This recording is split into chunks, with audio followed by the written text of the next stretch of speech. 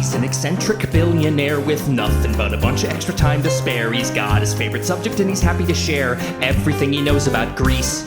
He'll go to every single ritzy secret event and mingle with his buddies in the 1%, but they find his passion and embarrassment and repeatedly ask him to cease. But never one to back down, ever a pro. He claims there's nothing else that's even worth it to know. So he grabbed his butler Eric and he started a show to see if anything will catch his eye. Now every fresh contestant must babble and boast on the subject of their choosing that they treasure the most. Put your hands together and welcome your host. It's Adal, Maximilian, Josephus, Vin Diesel, Rifai. It's Tell Me About It.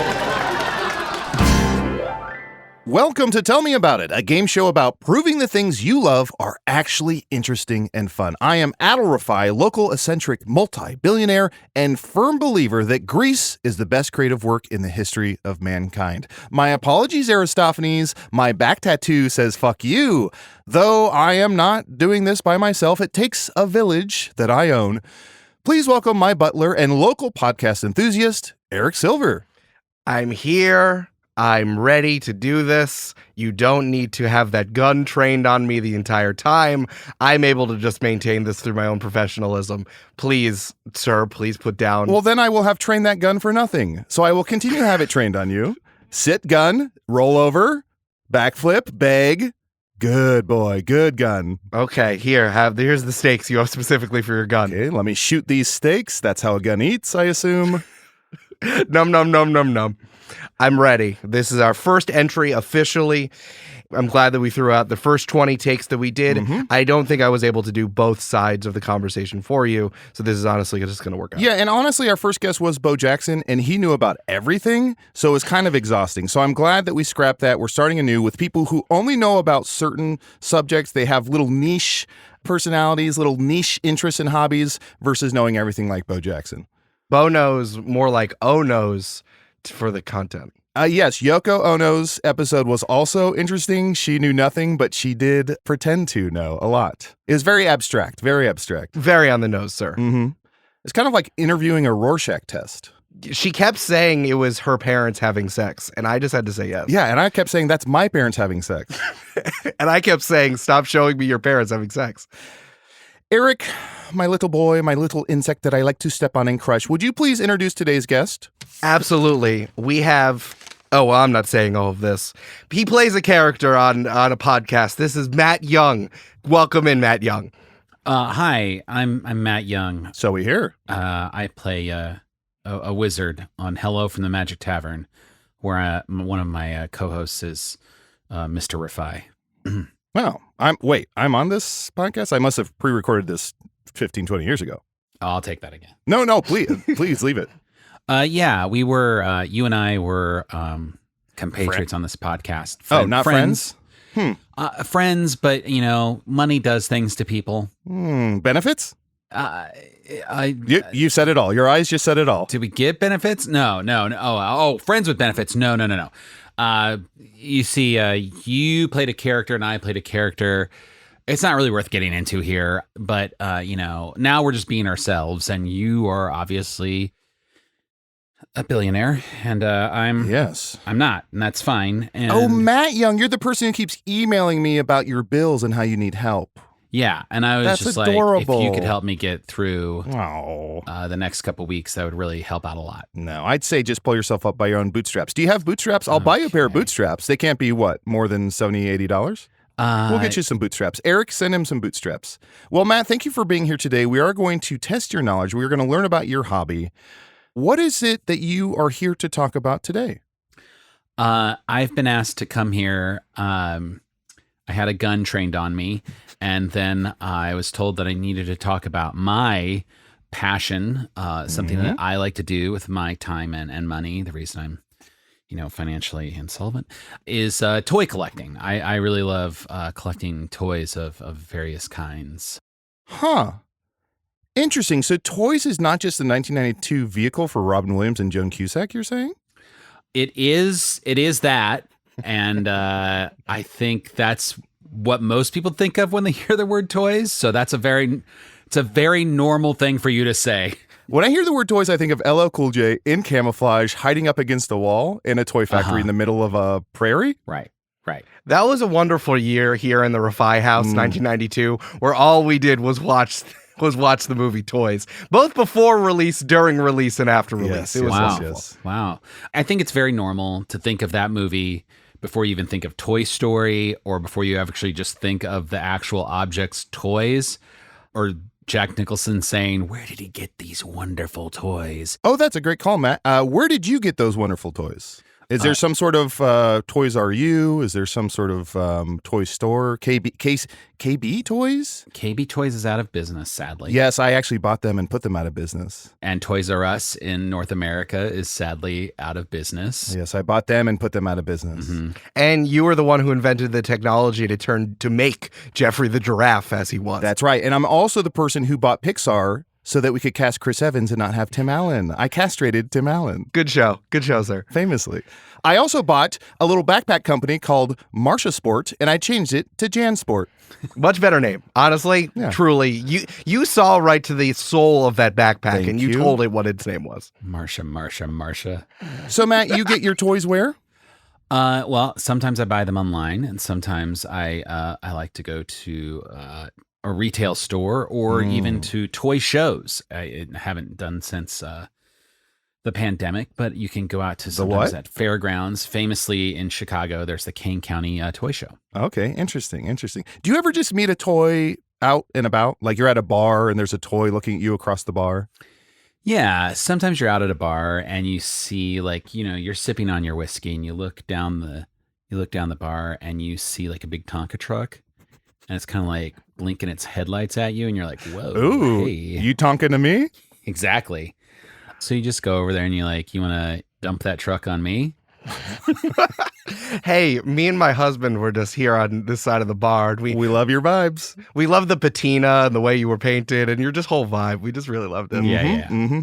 Well, like Shakespeare said, without further ado, Eric, why don't we get into the first round of our game show? Absolutely, sir. This is round one. Just tell me about it. I wrote it specifically the way that I said it, with the accents and everything. I have 10 foundational points for you, Matt Young, about toy collecting. Okay. Now, please give us an overview of your topic here in 5 minutes. You are going to get points for each bullet that I have Easy boy. No. They're not talking about you. No, now you're not. These are my bullets. These are mine. I have researched 10 foundational bullet points about what I think you're going to say. And if you hit them, you get points for each bullet, especially if you make them sound interesting and cool. Okay. All right. I have 5 minutes on the clock. Whenever you are ready, you may begin, and I will start the timer. Like many toy collectors, I got into it for nostalgic reasons. And now nostalgia cannot always be the best impulse, but it has led me to this passion of mine that is manifested in a few different ways. The main things I collect are Legos, specifically the Star Wars subline, and Masterpiece Transformers. I have a particular affinity for the Star Wars characters and the Transformer characters from my childhood, but part of what... Yep. Matt, can you tell us about Masterpiece Transformers? Is it just a lot of Transformers that are like, na? Are they No Limit Soldiers? Did I mishear you? Yes. How much time did Bumblebee participate in the NBA, and could have he made it to the NBA? There is a LeBron James Masterpiece Optimus Prime. That is a real thing.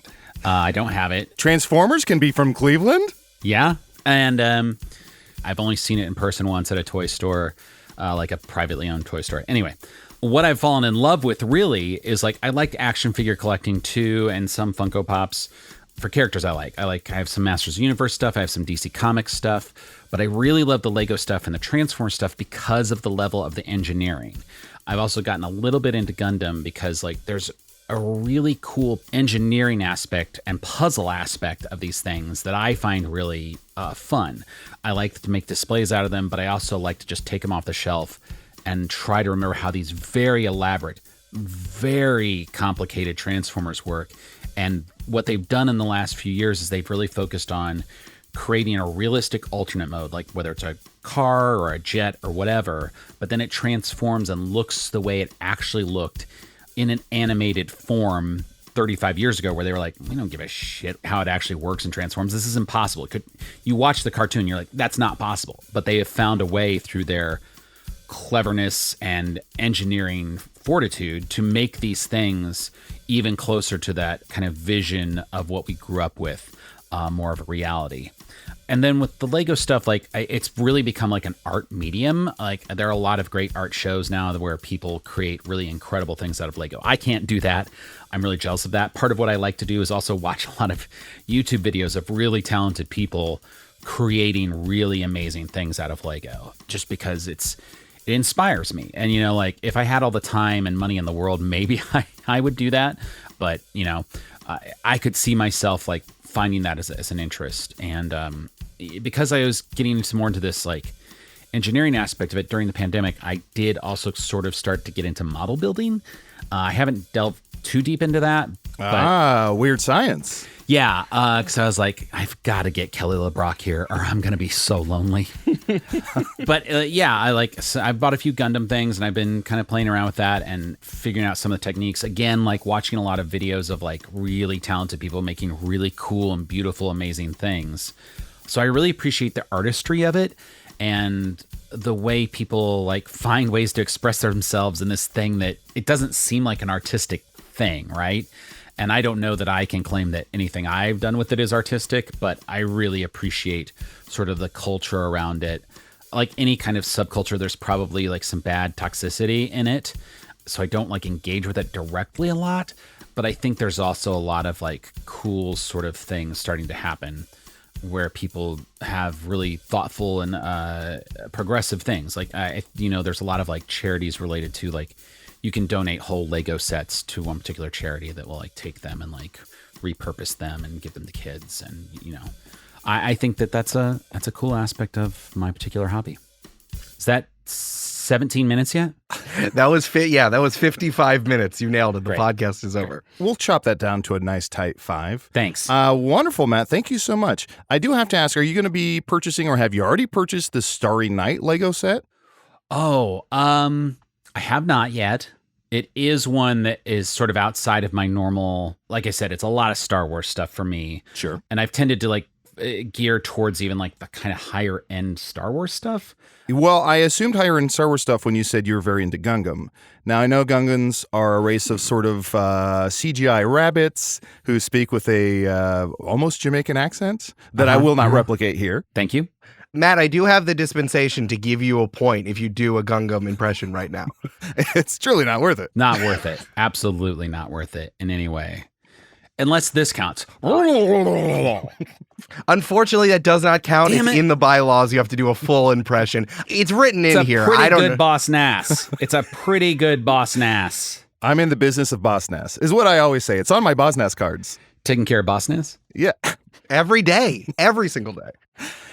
Matt, I feel like in a previous life, I've been to your home, and I feel like a lot of stuff, correct me if I'm wrong, you do keep in the original packaging. Is that correct? Yes and no. Some of the Lego sets I've kept in the original packaging just because I don't have space to build them. I would love to build them all. Like that, the tactile practice and the kind of like zen-ness of like building is like what I really like about it. I have collected beyond the point of being able to have space and build all those things. Interesting. So I do have quite a few Lego sets still in packages. Most of my other things I do have loose. I'm sure there's some exceptions to that. Interesting. So maybe almost like my famous toboggan that I had as a kid named Tulip Bud. When you play with these toys, does it almost whisk you back to childhood? I think there is an element of that. It is certainly somewhat driven by nostalgia. And I also have like a completist attitude, which is very dangerous because there's, specifically with the Transformers thing, there are a lot of official products made by Hasbro and made by Takara in Japan. But there's also been a huge boom in what they call the third-party industry, where these other toy companies in China, Japan, Thailand are making very complicated, very beautiful versions of these characters that are not being officially made by the company that kind of sell and fit in with this scale of figure. So as a completist, it makes it really hard because there are literally like hundreds of characters. And so you have to kind of like pick and choose. And also sometimes there are multiple versions of multiple characters made by different companies. Of course. So Unfortunately, Matt Young, that we are at time, but I really enjoyed everything you were saying about artistic expression. Oh, great. I figured we were well past that 5 minutes. Oh, we were. We were just having a good time. To be fair, I asked follow-up questions. So Eric, actually deduct 10 points from yourself. No, you did tell me to be more enthusiastic about me telling you not to stop talking, but the last time you did that, you took off 100 points. So is this growth? Am I growing? Wow, he's talking back. For you for dinner, fruit by the foot instead of fruit roll-ups. We do have your points here. Wonderful. You have hit a few of the points that you're talking about. The nostalgia portion, the collector community, hitting the popular toy lines of Star Wars, Transformers, He-Man, and pointing out that toys are usually loose in the box, and that's how you do it. And you did bring up the toxic elements of the community, so I did note that you did talk about eBay. I did give you partial credit on that. Thank you. So I was waiting for you to say Beanie Babies and for you to describe some of the more specific terms for the various things, such as mint on card, mint in package, mint in box. It's just letter soup to me. Yeah. So this does come out to 4 points out of the possible 10 points. Letter Soup, my favorite E-entertainment TV show. R.I.P. Great. I'll take the 4. It's featuring Lowell, Mick, Jim, and Kale. Exactly. Matt, if you could have one person trapped in carbonite in your room, who would it be? I guess it would be Kelly LeBroxville. The perfect answer. Well, Eric, should we mosey along to round 2? Absolutely. Oh, I'm sorry. Shut up for 1 second. I do apologize. Matt, I do want to give you some bonus points. Thank you. At some point during your speech, your impassioned speech about toys, you mentioned the phrase engineering fortitude. And I think I just like that phrase so much, and it sounded so nice coming from your sonorous voice. Thank you. So because fortitude has the word for in it, we are going to give you 4 bonus points. No, great. Incredible. That brings you up to 8 points. You're doing great, Matt. Thank you so much. Do I get to eat if I win? I don't know. Okay. Thank you. All right, Eric, my trained gun is begging me to have you take us over to round 2. Heel boy, sit, unload, please. We're in round 2. This is the perfect thing. Matt, if someone asked you, what is an example of the thing you love so much, what would you say? We are looking for a perfect encapsulation of toy collecting. What is one thing or moment that you think kind of brings it all together if you were going to tell someone about this? Oh, it's a sense of satisfaction from figuring something out. Because I am kind of drawn to the puzzly aspect of it, I really enjoy that moment of discovery when you're like, how the hell does this thing become this thing? Or how does this come together to make the thing? And figuring that out, for me, is that moment, that the sense of discovery. How the sausage gets made. Yeah, I mean, that's the fun of it, is like... And I think that's why I gravitate towards these things that are a little more interactive rather than like things that are a little more static. Like I do have some action figures and things, some Star Wars, some Masters of the Universe, but like they're pretty passive. Like you can pose them if you want, and they look cool. And there's like sort of collector ends series that have come out in the last 10 years that are pretty fancy and look nice. But I really like that tactile experience.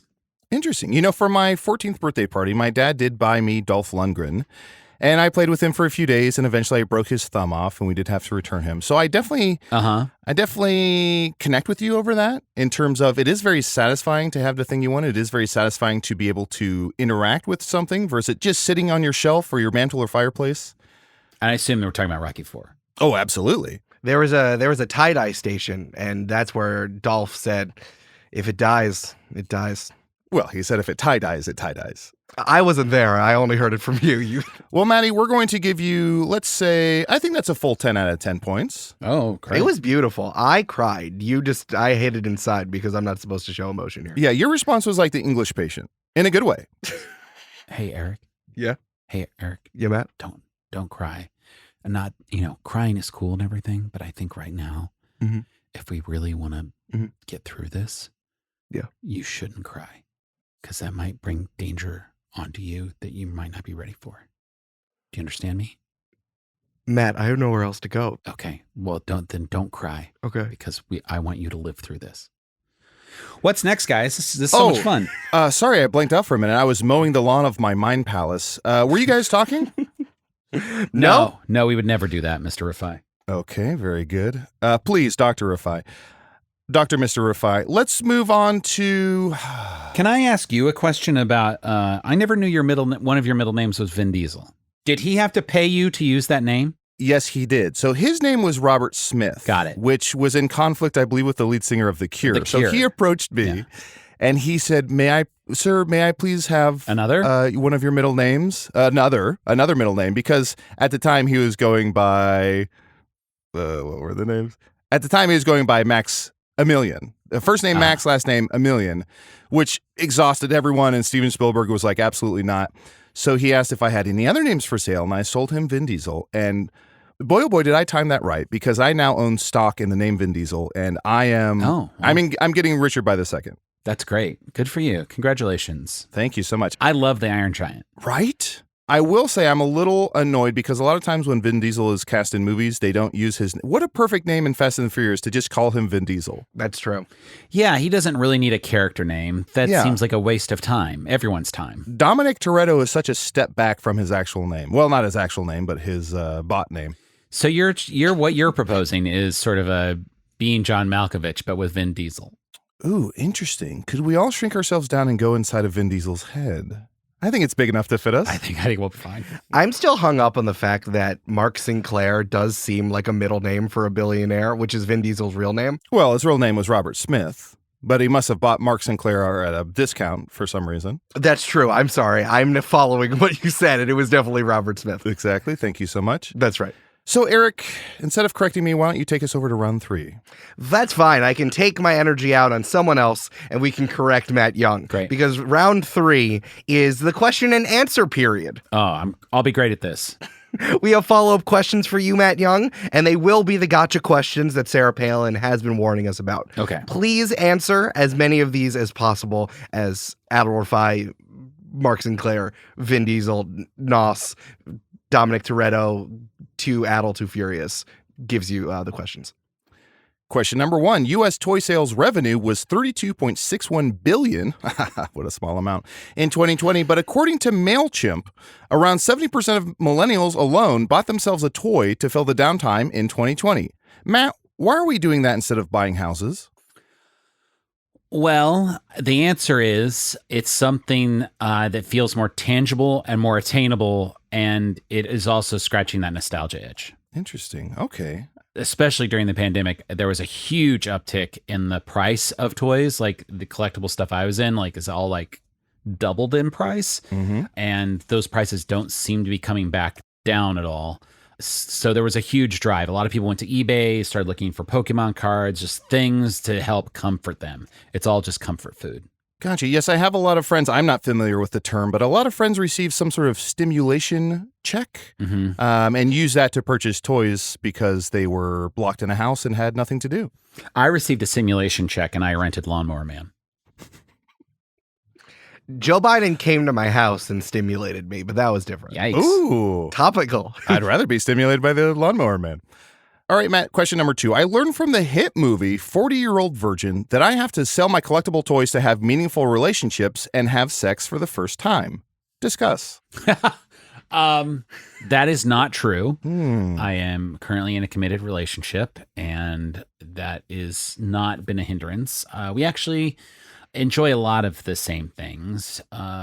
She's very much into like fashion and clothes, and we both enjoy anime, and so there's things that like cross over with that. Like we actually watched Gundam Wing together that she watched when she was younger, and I hadn't been into, and then that kind of got me into the model building stuff too. Can I ask you and your partner, which anime do you enjoy best, Sally Field or Marissa Tomei?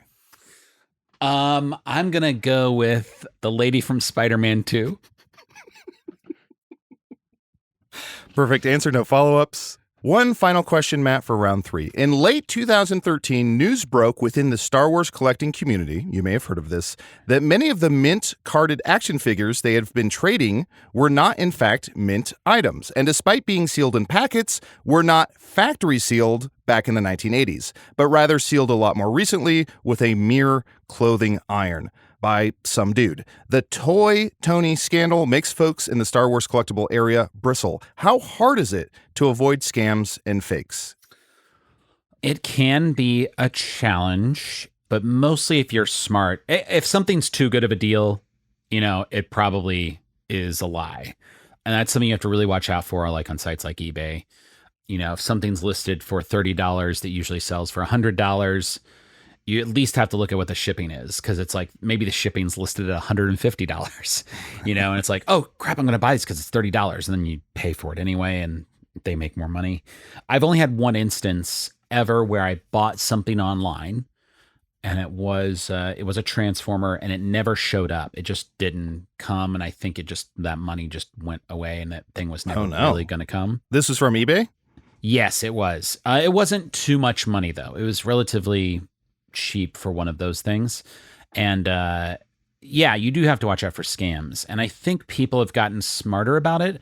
And there's also, there's a big kind of split in these communities about authentic versus reproduction, and then vintage versus modern. I'm much more to modern stuff, where it's like, here's a thing that we're making now that's a representation of something maybe from the 80s or the 90s or whatever, just a show I like.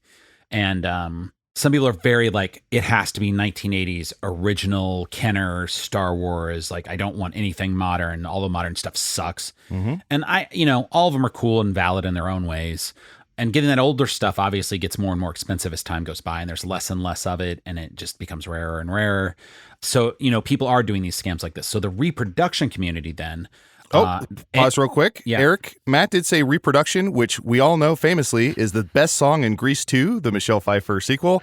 So we are going to give him 10 points for saying the title of that best song, Reproduction. Matt, please continue.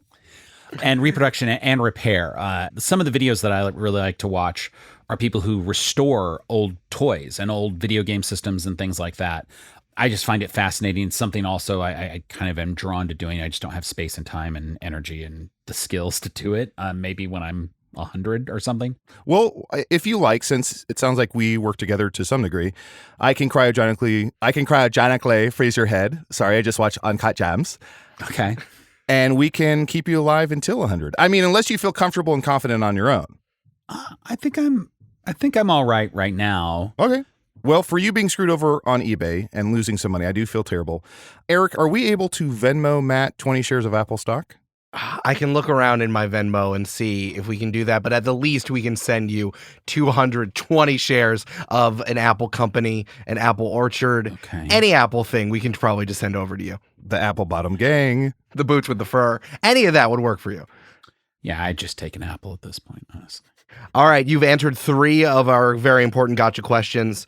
Sir, how would you score these? How do you think Matt did? 50. Great. Just 50 points? Yeah. Okay, wonderful. Okay, so that's 1 point for remembering the word reproduction, and then 50 points for answering 3 questions. Can I just say, if you would have sang the word reproduction, that would have been 1,000 points. Damn, I should have done that. I almost did.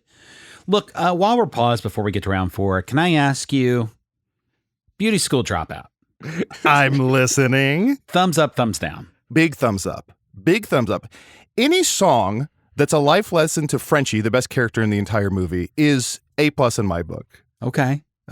Plus, I stand by, I've read every religious book you can get your hands on. I have talked to shamans. I have talked to popes. I have met presidents. I have stared at the Dalai Lama. And no better depiction of heaven exists than during the song Beauty School Dropout in Grease, the movie. Wow. I didn't realize that was... Oh, they go to heaven. I believe Frankie Valli takes her to heaven. No, I know. I just didn't realize that people had conferred about that and agreed. So that's good to know that all the religions got together and did agree on at least that one thing. They all agree that Greece has the best glimpse into what heaven will be and look like. Right. That's true. Mm-hmm. Fuck you, Thor Ragnarok. Yeah, the Pope needs to say the whole Christian thing, the whole St. Peter thing, but really it's Beauty School Dropout. The Pope knows. That's why the German Pope had to leave, right? Yeah, I also think he had a certain knife as a youngster. Anyway. No, it wasn't that. It definitely wasn't that. I don't know what you're talking about. A certain collectible knife as a youngster. Well, let's, speaking of collectibles, Matt, we're really enjoying having you on and talking about this. Can we make our way, finish our drinks? We don't have to go home, but we can't stay here. Can we move on to round 4?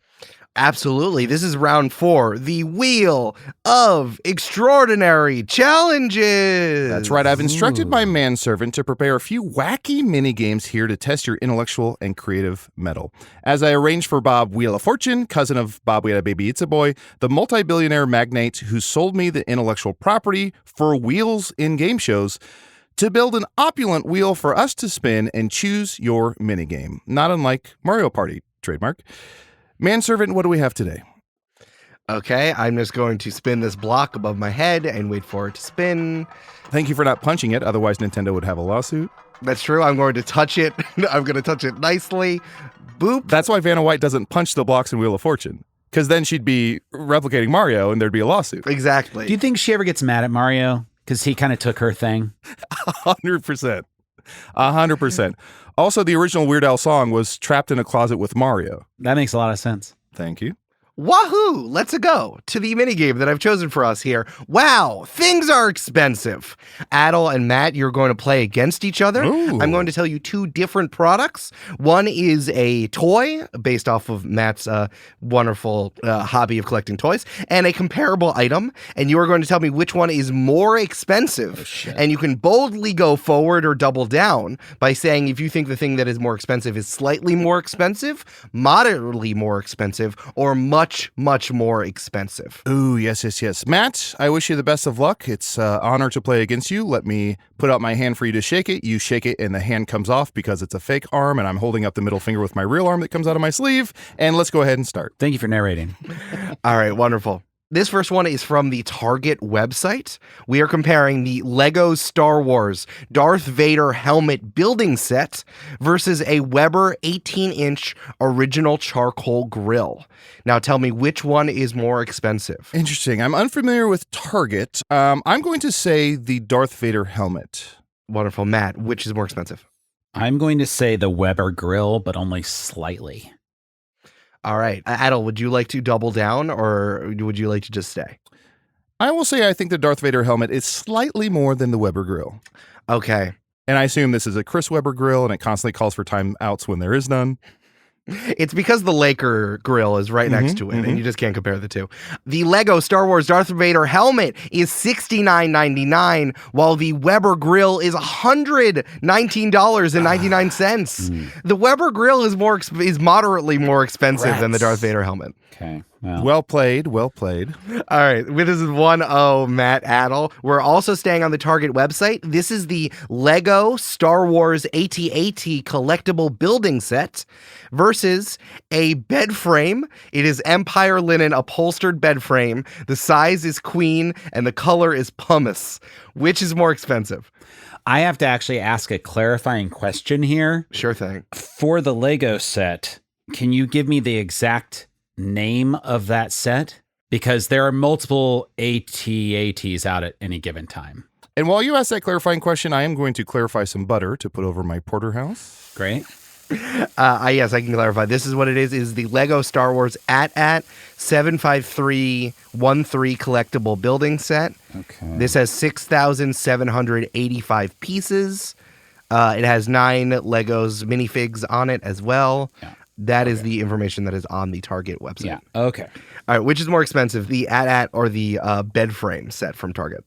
I think this is the UCS set, which is Ultimate Collector's Series. And I think it is quite a bit more expensive than that bed frame. So I'm going to say, but the bed frames might not be that cheap. I don't know.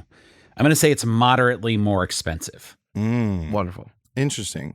Well, for the sake of keeping things challenging, I'm going to go ahead and say the bed frame is more expensive because I know I just bought a frame for Whistler's mother, which is in my foyer, and that frame was It's not framed? 13.2 billion.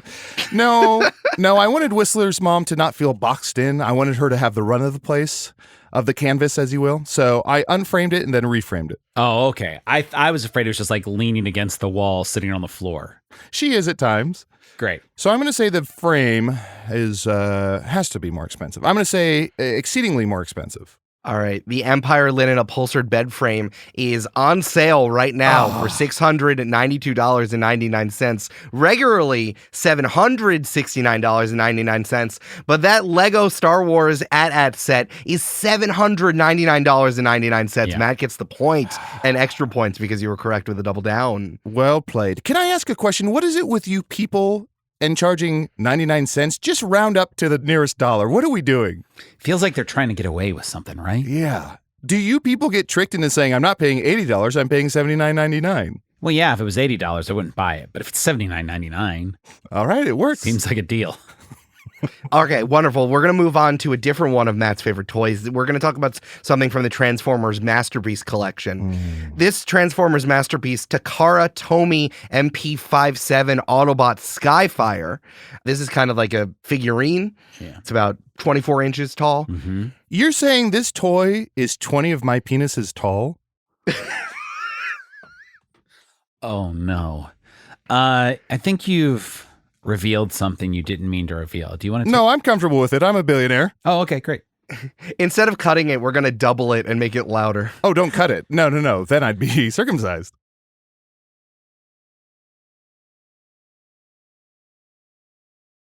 Apropos of nothing, have you thought about starting a space program?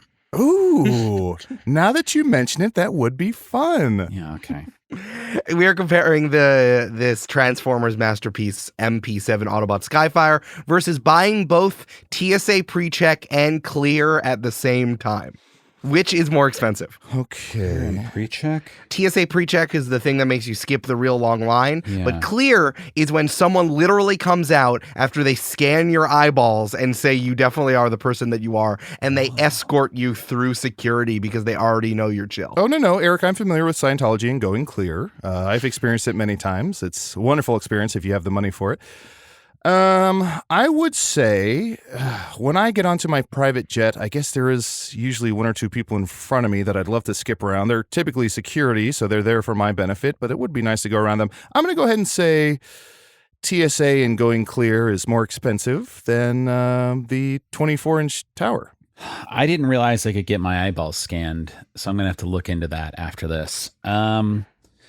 I know that this is just a pre-order for this Skyfire that you are talking about. It just recently got announced. Correct. I think it's retailing around $270, $280. I know that TSA PreCheck is going to be like $80 to $100-ish. I have no idea how much this Clear thing is. It sounds nuts, though.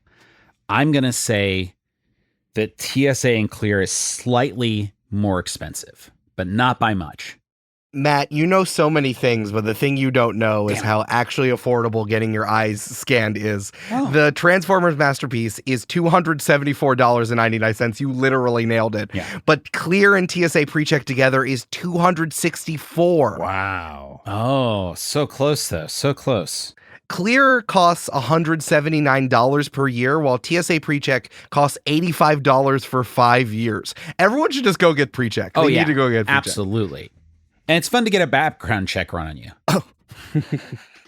Come to think of it, I think my father may have purchased this right before he died, because the last thing I remember as a little tyke when my father was in the hospital was one of the doctors yelling clear. So I'll have to root around in his documents to see if he still has it. Yeah, and that's when someone came up from hell and escorted him down there without waiting for anybody else. Mm-hmm.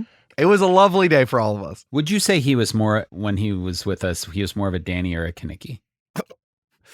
Oh, let's see. Well, he did give me Hallmark cards, and famously a hickey from Kanicki's like a Hallmark card, so I'd have to say Kanicki. Fair enough. And I will say when he was, Eric, thank you for letting everyone know that my father was dragged to hell, hashtag Sam Raimi. The most realistic portrayal of heaven is during Beauty School Dropout in Grease 1, and the most realistic portrayal of hell that's ever been captured on celluloid or talked about in religion is the motorcycle chase scene in Grease 2. Your father was a lot like Kaneki in that he said that he had to do all of the hickeys himself. He was very adamant about that. Eric, any more questions for this round? We do have more questions. This is 2-1 to Matt. Let's go on to something, a Master of the Universe classic Mermista action figure that I got off of toywiz.com.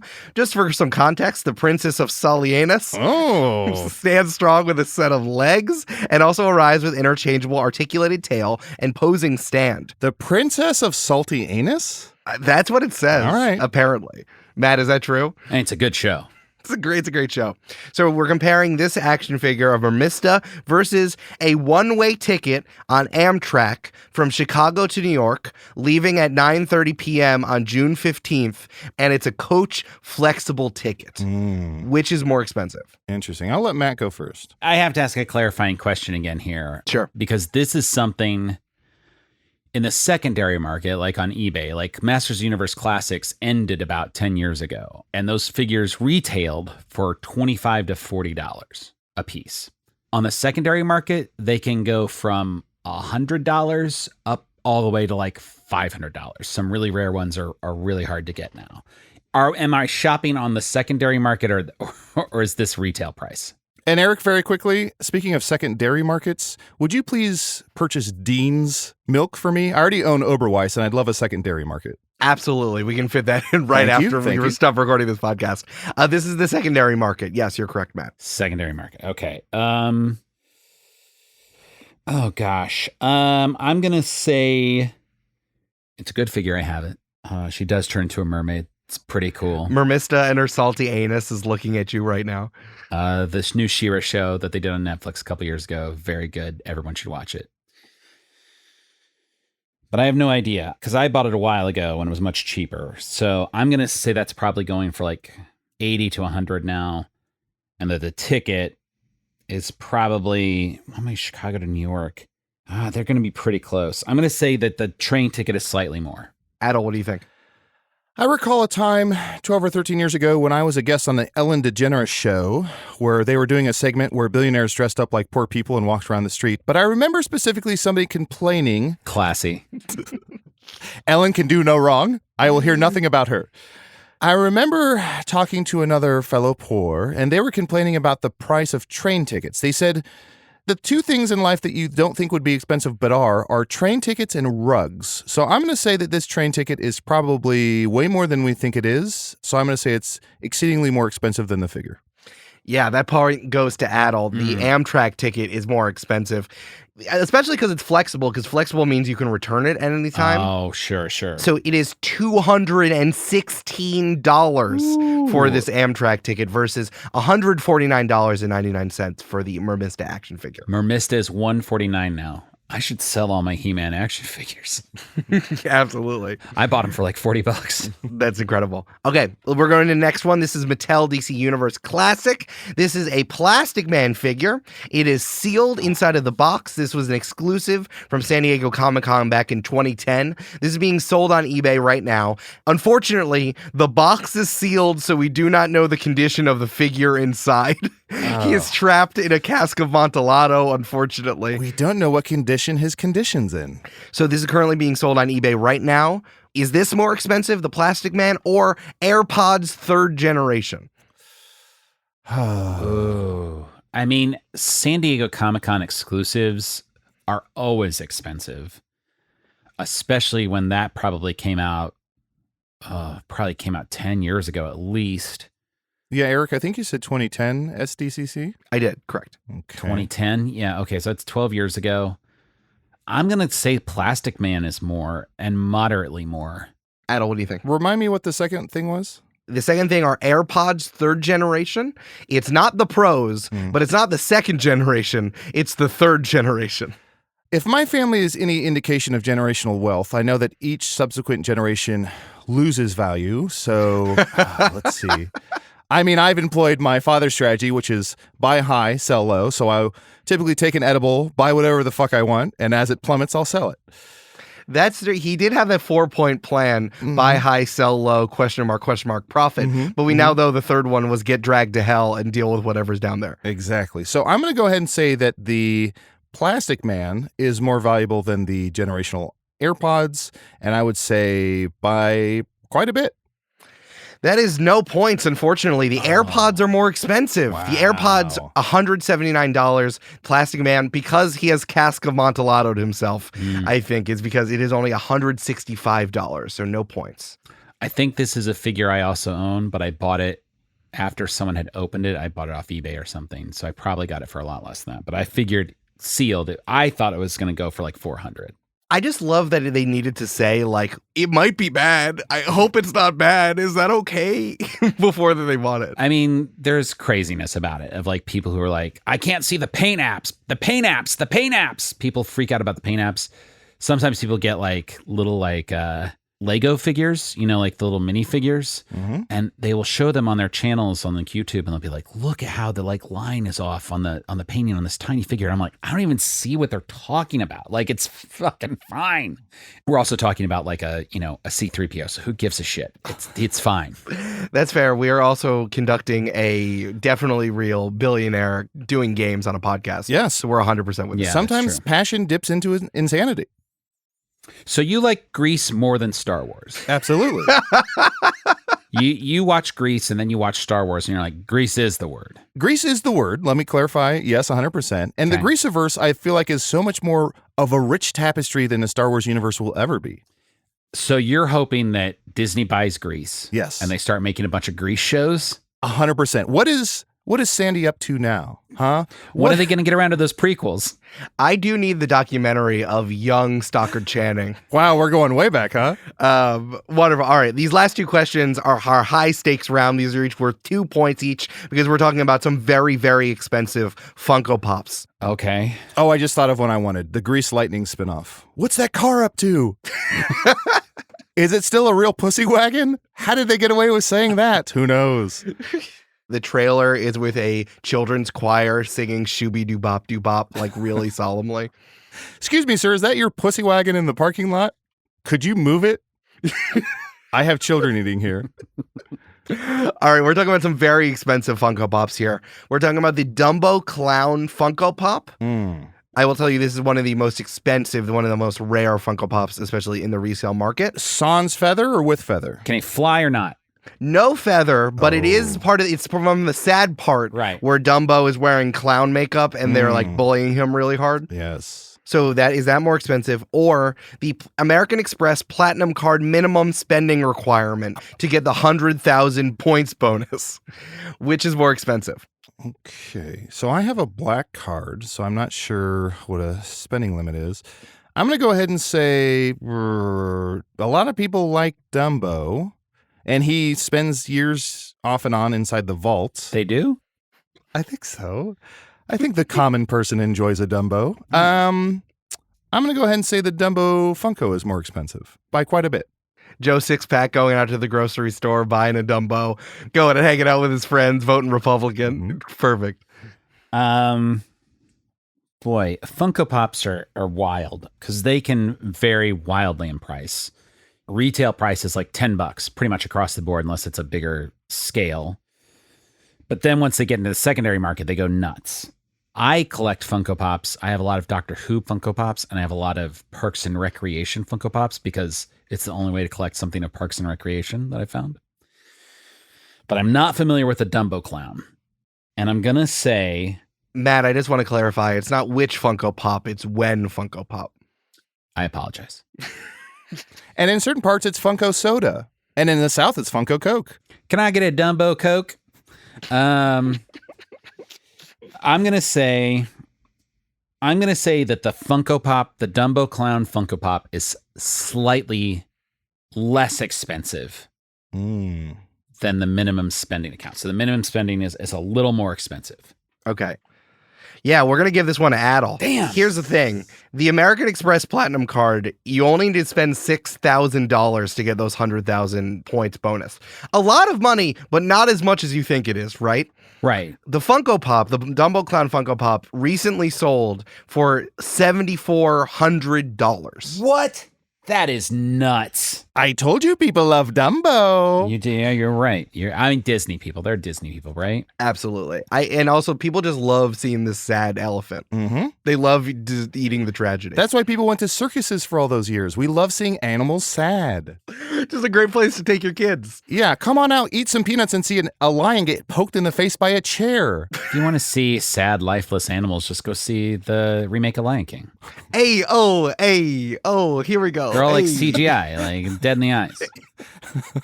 Great cast, but stop remaking Disney movies.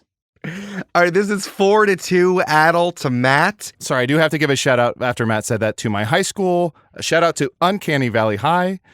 Go Deadeyes. All right, this is 4-2 Adal to Matt. Adal is winning on Matt's home court, but this one is 3 points because it is so expensive, so it's still anybody's game. So we're talking about a pair of gold Willy Wonka Funko Pops. This was recently in the news. This was sold in cash. Like humans exchanged this in cash for this price versus the individual donation that someone from a national party committee can make to a political PAC. What is the maximum that you can do? Which is more expensive? I'm going to go first here. The Willy Wonka is significantly more expensive than that. Well, I remember I gave $250,000 to John Travolta to try and make him run for governor of California. He took the money but never ended up campaigning. But he made primary colors instead, right? Yes, he took that money and he rolled it into a political movie. Jealous, Sandy? Don't make him laugh. I'm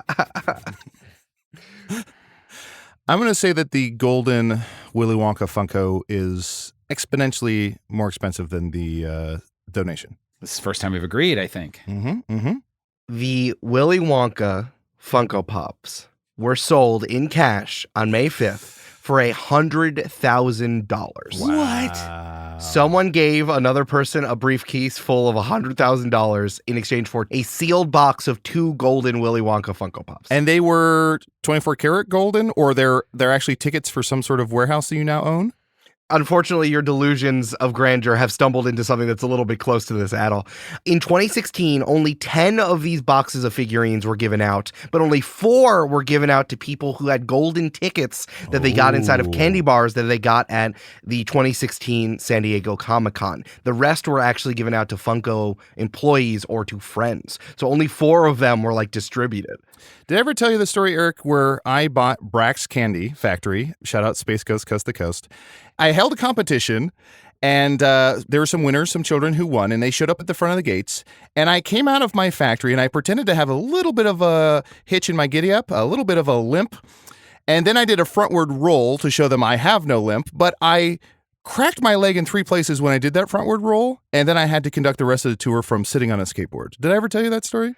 I do remember, sir, you demanded to be turned into a blueberry every single day, which was you given your pain medication. Yes. And I went by the moniker Dr. William Bonkers as a little tip of the hat raise of the cane to Willy Wonka. Yeah, they all got that and they applauded. The thing I never understood about that, because it was all over the news. Why were you on a skateboard? All over?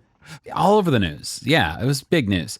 I don't know why you're on a skateboard when you could have been in a wheelchair. Why didn't you just get a wheelchair? Oh, a wheelchair. Well, I started to ask for one, and I said one of those wheel things. We don't question what Mr. Rifai says. We got him the closest wheeled thing we had. Fair. Okay, so this was sold. This is for $100,000, right? Yeah. Yes.